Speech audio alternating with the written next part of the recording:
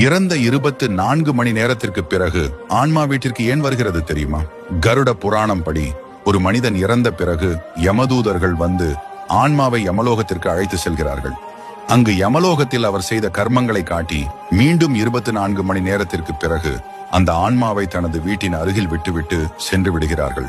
ஆன்மா 11 நாட்கள் வரை தனது குடும்பத்தினரிடையே சுற்றித் திரிகிறது. அதே போல் அவர்கள் முன் உறக்க அழுகிறது. ஆனால் அந்த அழுகை யாருக்கும் கேட்காது. மேலும் மீண்டும் தனது உடலுக்குள் செல்ல மிகவும் முயற்சி செய்கிறது. ஆனால் எவ்வளவு முயன்றாலும் மீண்டும் தனது உடலுக்குள் நுழைய முடியாது. 12ஆம் நாளில் ஆன்மாவுக்கு பிண்டம் செலுத்துகிறார்கள்.